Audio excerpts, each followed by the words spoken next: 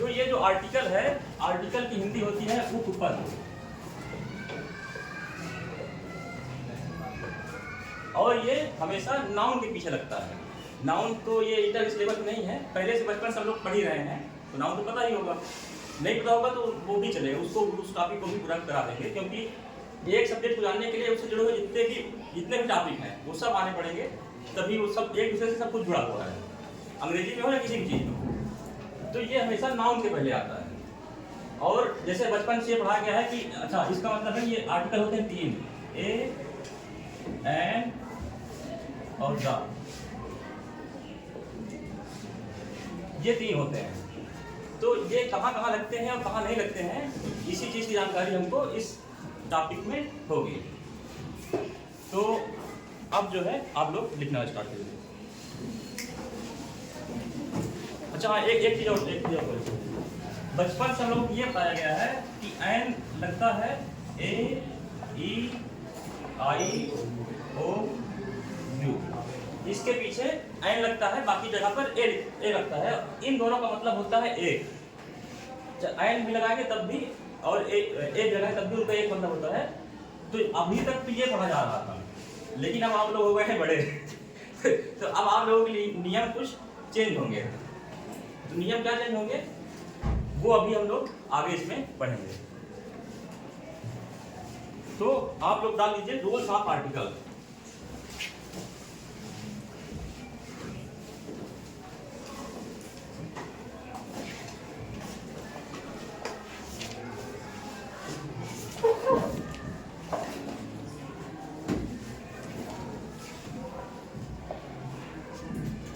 Rules इसमें क्यों लिखा है, क्योंकि एक से अधिक रूल हैं, इसका मतलब बहुवचन है।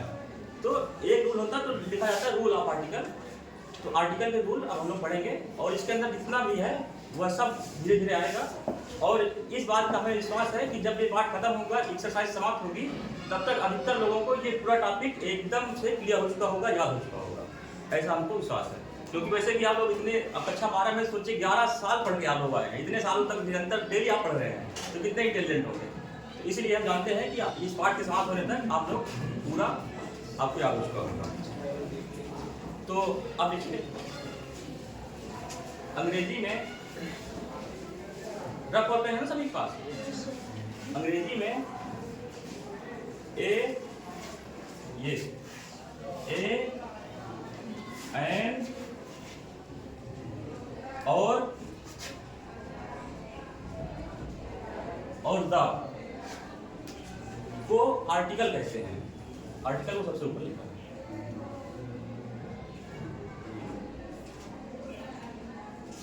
लिख लिया। उसके आगे ये 2 प्रकार के होते हैं।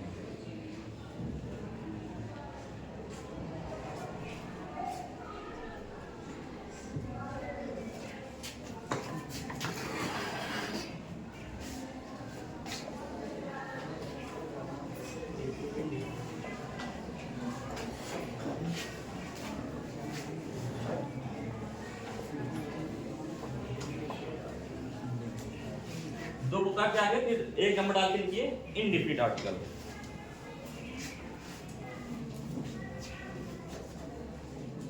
इसको हेडिंग ऐसे कर लीजिएगा।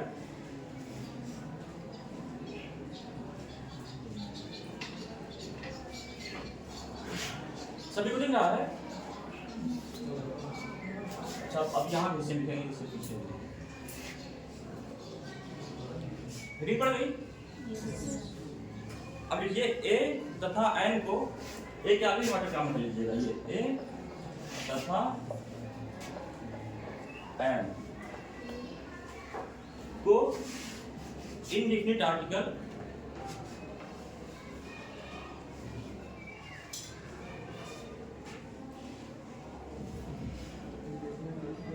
कहा जाता है, क्योंकि ये अनिश्चित नाउन के पहले आते हैं।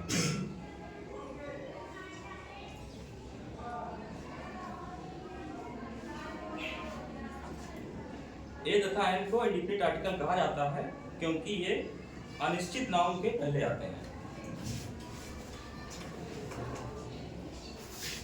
अनिश्चित सभी लोग लिखेंगे ना। हाँ सही आता है।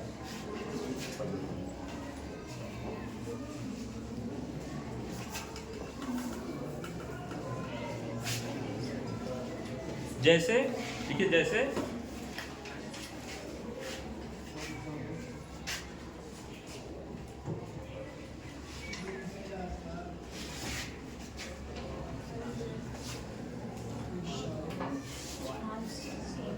इस उदाहरण को लिखिए, जैसे आई सा ए बॉय।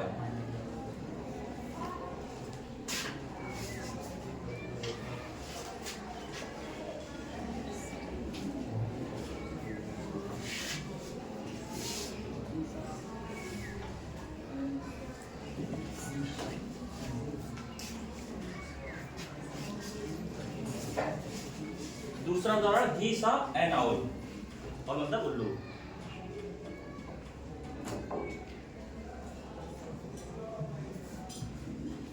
तो अभी हम लोगों ने ये लिखा था कि इनडिफिनिट आर्टिकल में ए और एन आते हैं, क्योंकि ये डिफिनिट मतलब होता है निश्चित, और इनडिफिनिट मतलब अनिश्चित, जिसका निश्चय न हो। तो ए और एन हमेशा अनिश्चित नाउन के पहले आते हैं। तो आई सा ए बॉय, ए बॉय का मतलब होगा कोई भी लड़का, कोई भी लड़का, ये अनिश्चित नाउन है। और निश्चित कब होगा? किसी के नाम के साथ, जब किसी के नाम के साथ लगा हो, या तो एक लड़के की बात हो, जैसे हमने कहा कि मुझे ये कल एक लड़के ने पेन, मुझे कल एक लड़का मिला और उस लड़के ने ये पेन दिया। तो जब हम उस लड़का का प्रयोग अंग्रेजी में करेंगे तब वहाँ दा लगेगा, यानी जिसके बारे में पहले से पता हो, जिसकी बात हो चुकी हो, जिसके बारे में पहले से पता हो जिस लड़के के बारे में, तब दा लगेगा। लेकिन अभी ए बॉय एकदम अनिश्चित है कि किसी भी लड़के को, कि हमने एक लड़के को खेलते हुए देखा तो एकदम अनिश्चित है कि किस लड़के को देखा, अभी ये नहीं पता, निश्चित नहीं हुआ है। तो अभी तो ये, तो इसलिए यहाँ पर ए लगा है। और ही सा एन आउल, तो यहाँ भी कि हमने एक, उसने एक उल्लू को देखा। तो अभी उल्लू कोई भी उल्लू हो सकता है, अभी एक निश्चित उल्लू की बात नहीं हुई है। तो यहाँ पर ये एन लगा है। अभी ये ओ के पीछे ही लगा है, लेकिन अभी इसके नियम में भी पहुंचेंगे कि वो अब क्यों लागू नहीं होगा। वो भी लागू होगा, लेकिन अधिकतर अब वो लागू नहीं होगा।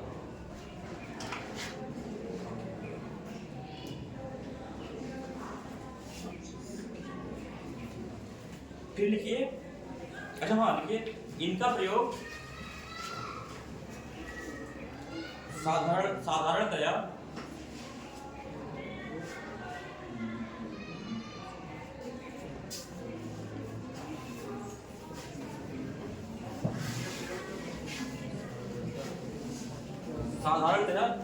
सिंगुलर काउंटेबल नाउन,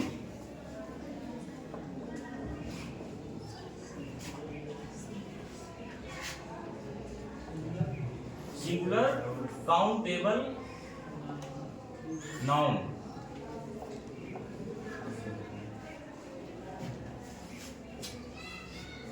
कोष्ठक लिख लीजिए, जिन नाउन को गिना ना जा सके।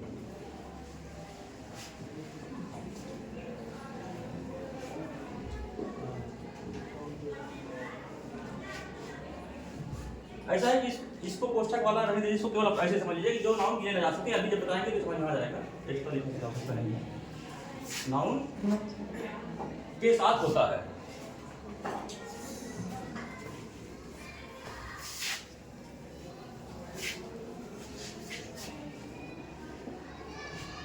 लिख लिया। साधारणतया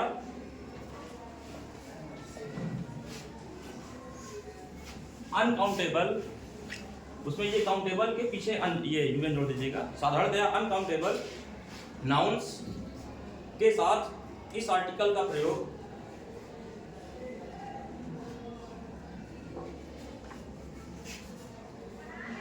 साधारणतया अनकाउंटेबल नाउन्स के साथ इस आर्टिकल का प्रयोग नहीं किया जा सकता। जैसे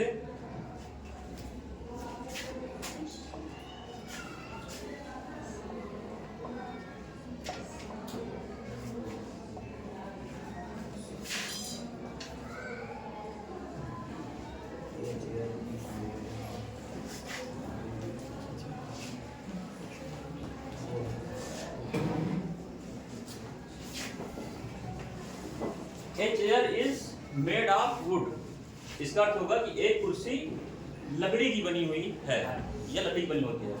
तो जो चेयर है इसको गिना जा सकता है, ये काउंटेबल नाउन है। तो इसीलिए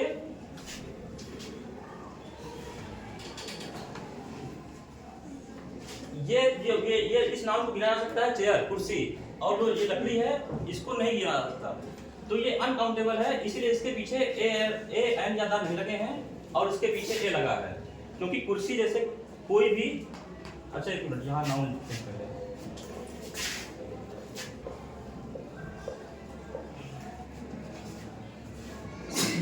नाउन के बहुत सारे प्रकार हैं, जैसे ये काउंटेबल है, तो काउंटेबल होती है,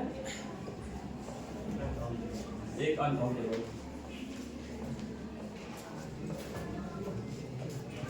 तो काउंटेबल जैसे ये कुर्सी हो गई, कुर्सी हम गिन सकते हैं कि 1 2 3 4, मेज गिन सकते हैं, पेन गिन सकते हैं, मोबाइल गिन सकते हैं, लेकिन लकड़ी नहीं गिन सकते, दूध नहीं गिन सकते, या पानी नहीं गिन सकते। ये नहीं कह सकते कि 1 दूध 2 दूध, 2 पानी 4 पानी, तो इसको नहीं गिन सकते। पेन तो मांग सकते हैं कि एक पेन दे दो, ये नहीं कह सकते कि हमको 1 दूध दे दो, 1 पानी दे दो, या 1 लकड़ी दे दो।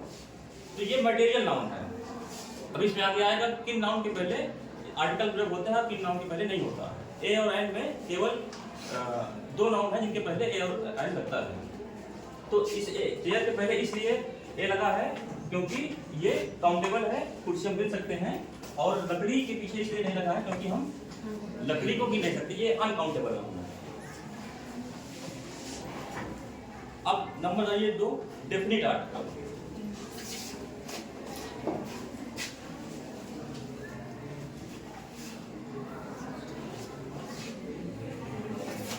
डेफिनिट में वो इनडेफिनिट का इन हटा दीजिएगा, तो बाकी जो बचेगा वो डेफिनिट हो जाएगा, उसी को उसी में लिख दीजिए। इनडेफिनिट आर्टिकल, और वो sorry definite article,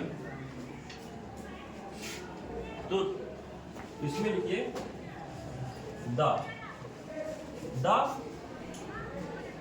definite article है, क्योंकि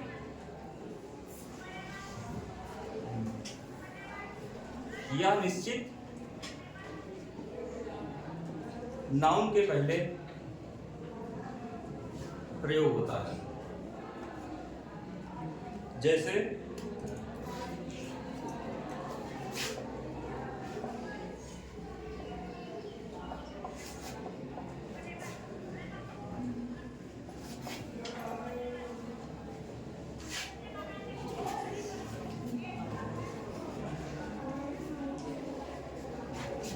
जैसे में देखिए I went to meet the teacher,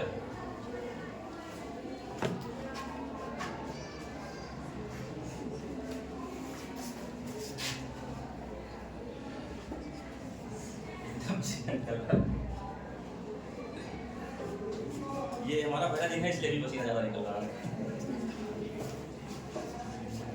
क्योंकि आज परीक्षा हम लोगों की नहीं, परीक्षा हमारी हो रही है। तो ये लिख दिया। तो इसमें समझना ये है कि I went to meet the teacher, तो मैं टीचर से मिलने जा रहा हूँ। तो यहाँ पर द इसलिए लगा है क्योंकि ये डेफिनिट नाउन होगा, क्योंकि उस टीचर के पास में जा रहा हूँ जिसको मैं पहले से जानता हूँ।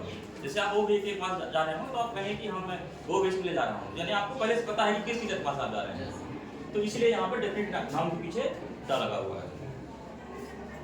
अब लिखिए ए का प्रयोग।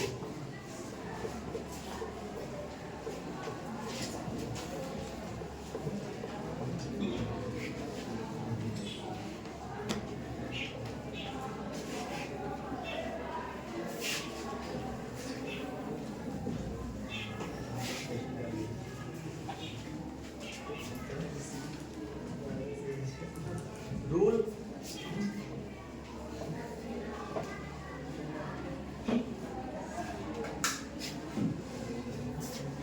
इनडिफिनिट आर्टिकल, यहाँ ऐसे लिखिएगा रूल है, फिर इसके आगे इनडिफिनिट आर्टिकल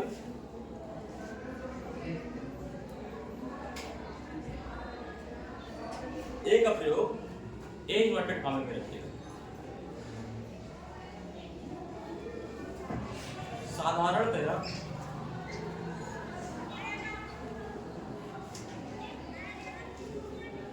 उन नाउन्स के पूर्व नाउन्स एस लगा लीजिएगा, क्योंकि नाउन 5 प्रकार के होते हैं, तो यहाँ एक से अधिक नाउन के बारे में बात हो रही है। तो नाउन्स, उन नाउन्स के पूर्व जिनकी गिनती की जा सकती है।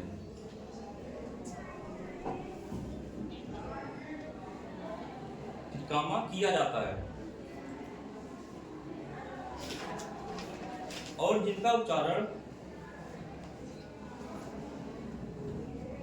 कॉन्सोनेंट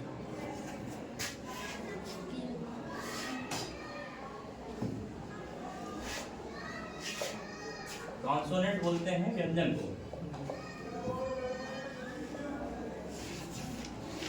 जिनका उच्चारण कॉन्सोनेंट की आवाज से होता है। लिखिए आप,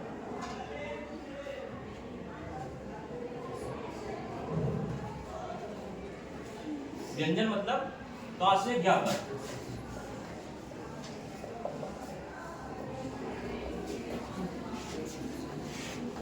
हम लोगों ने लिखा कि इनडिफिनिट आर्टिकल ए का प्रयोग, क्योंकि अब ए के बारे में बात चल रही है, तो ए का प्रयोग इस पर भी चल रहा है। ए का प्रयोग व्यंजन के पीछे होता है। साधारणतः उन नाउन से जितनी गिनती की जा सकती है और जिनका उच्चारण कांस्टेंट की आवाज से होता है। ऐसा नाउन जिसकी गिनती की जा सके और व्यंजन की आवाज में आए। इसके उदाहरण लिखिए, ए डॉग,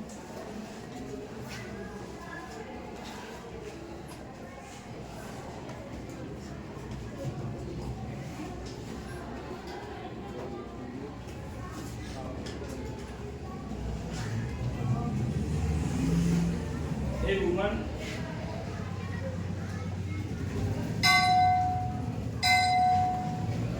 a horse,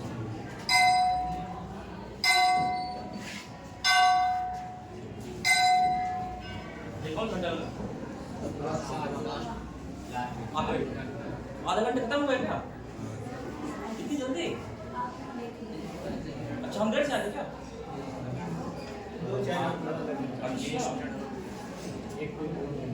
तो थोड़ा सा लिख लीजिए। अभी कितना घंटा है? 2 घंटा।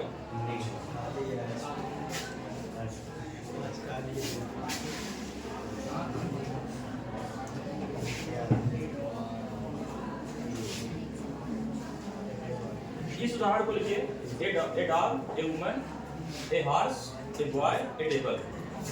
इसके इस जो अभी आपने लिखा है रूल, इसके उदाहरण में इनको लिखिए।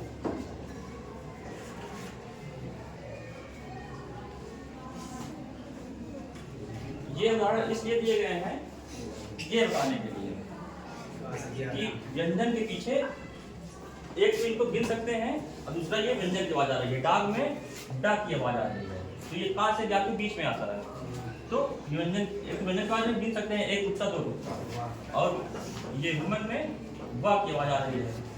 वैसे इसको हम लोग वुमन बोलते हैं यूपी बोर्ड में, लेकिन इसका जो अंग्रेजों का जो उच्चारण होता है वो विमेन निकलता है। तो उस पर भी आगे बात होगी कि शब्द को कैसे हम लोग उच्चारित करें पदों में। और ये ए हॉर्स, इसमें एच आता है इसलिए इसके पीछे ए लगा है। घोड़ा भी हम गिन सकते हैं, 1 घोड़ा 2 घोड़ा 3 घोड़ा, और बॉय में बा आता है और टेबल में टा आता है, इसलिए तो ये ए तक हुआ। और आज तो केवल लिखाई हुई और आज हमारा भी पहला दिन था, लेकिन नहीं वो भी आने वाला है ना, तो क्या होगा आगे पढ़ाई। अच्छा तो ठीक है। उन्होंने बोला क्या कि उसको मना करते हैं, नहीं, उनको आने दीजिए, फिर सहज पके तो मीठा हुए, तो धीरे धीरे ही होगा। कल से ये और अच्छी क्लास चलेगी, और इस बात का हम भरोसा दिलाते हैं कि जब ये पूरा खत्म होगा, इसके आगे एक्सरसाइज भी होगी, तो अधिकतर लोगों को ये बिल्कुल ये समझ में आ चुका होगा। अभी भले समझ में आ रहा हो क्योंकि पहली बार पढ़ रहे हैं। अब ये करीब 2 हफ्ते चलेगी और डेली यही सब चलेगा, तो सब दिमाग में बिल्कुल बैठ जाएगा और पेपर में बिल्कुल आसान हो जाएगा। ठीक है।